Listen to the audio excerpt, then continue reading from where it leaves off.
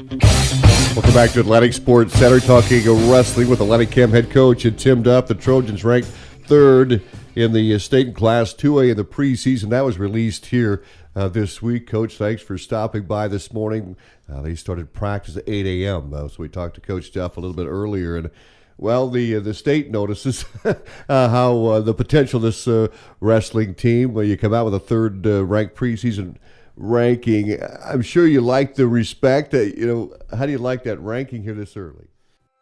It's mankind's oldest and most basic forms of recreational combat, and is considered to be the world's first original form of athletics. Carvings and drawings, estimated to be between 15,000 and 20,000 years old, show wrestlers in hold and leverage positions. One of 7 original sporting events in the Olympic Games, wrestling was the most popular and had been recording its winners since 708 BC. Wrestling as a sport is the single most visual expression of the human spirit, a display of strength, alertness, resiliency, agility, and quickness, and above all, one's mental toughness is what is needed to succeed. It takes courage to wrestle. No other sport will expose your weaknesses, your ability to make adjustments, to improve yourself played out in the most public of arenas. No one to turn to, no substitutions. It is the act of being accountable in its highest form. Wrestling is a way of life here, watched and admired from the time they could walk. Skills and technique honed through the years. By the time they reach high school, they've been wrestling for 10 years.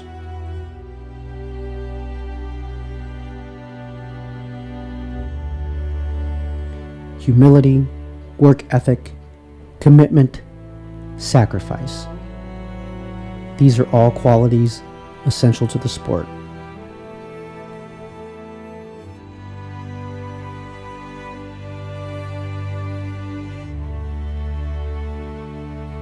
To the outsider, it's 2 kids rolling around the mat. But to those knowledgeable in the sport, nothing could be further from the truth. It's bearing witness to their first half Nelson, to watch one's wrestling moves blossom into a thing of beauty, crafted and executed to perfection through the years.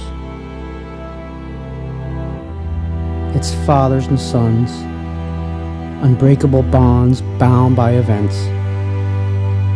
It's wrestling families and brothers that will stand next to each other for the rest of their lives. The love for family strengthened by sport. To a certain extent, they wrestle for the love of a community and friends who have supported them their entire lives. But you don't put yourself through years of punishing conditioning, the agony and ecstasy of winning, endless years, early mornings, and weekends dedicated to the sport. If you've lasted this long, you're doing it for yourself. And this is the journey outsiders to the sport will never understand. A time and place, a brotherhood, and friendships that will last a lifetime, to which no one will fully understand unless you went through it together.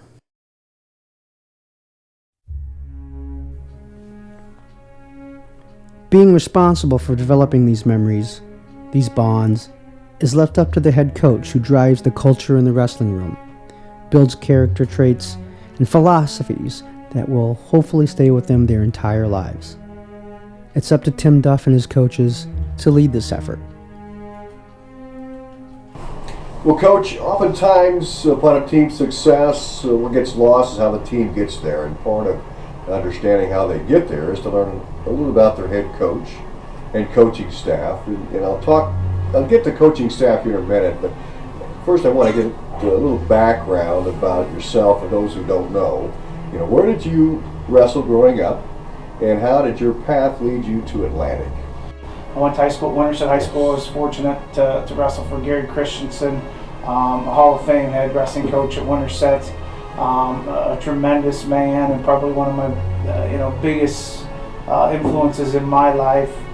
Besides my father was Mr. C, and that was Gary Christensen. It was Mr. C, and great experiences wrestling for him. I was on some outstanding wrestling squads. Winterset. When you look back in the 70s, 80s, and early 90s when Mr. C was the coach, they were the program to beat in Southwest Iowa. Came out of the program as a high school state champ, and it wasn't because I was overly talented. I wasn't the most gifted kid, but like I said, I was lucky to be in a program in a room with a lot of great wrestlers.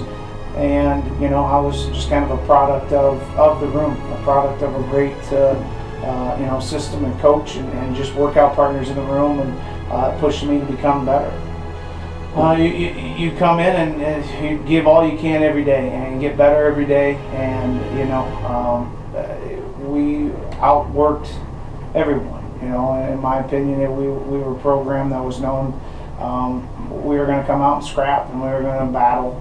We weren't the most technically sound wrestlers, but there wasn't anybody going to beat us season. But when wrestling season started, our normal practice, there's days when we come in and we're doing a Winterset practice from 1980.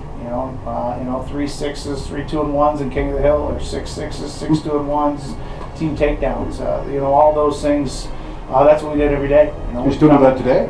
We still do that today. We're still coming in and do days where we go 6 6s, 6 2-and-1s in King of the Hill.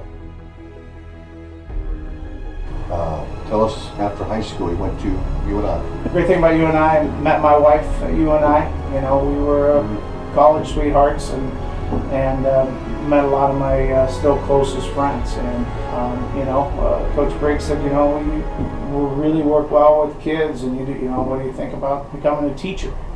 Well, you're supported by a variety of coaches. You've had 2 coaching additions to your staff this year.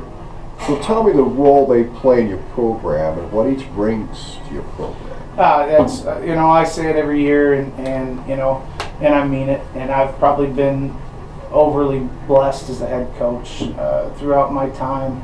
When I look back at my coaching career, I've been around some of the best assistants in the state, and I mean that. I've been really lucky, and so it really is about the assistant coaches. You're only as good as your assistant coaches.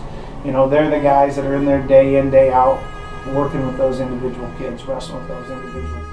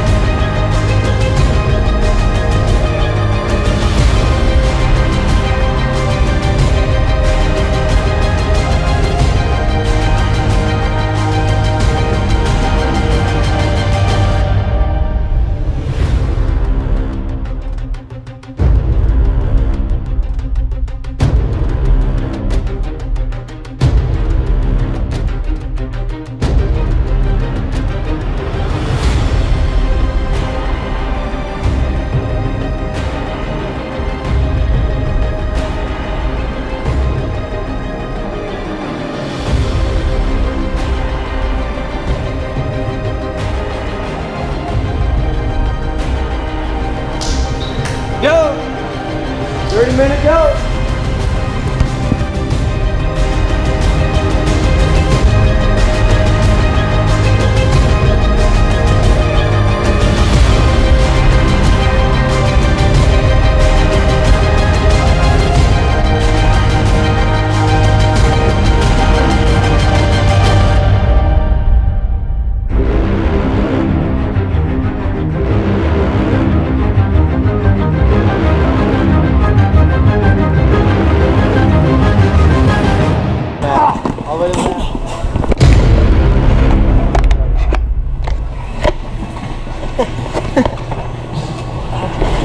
What?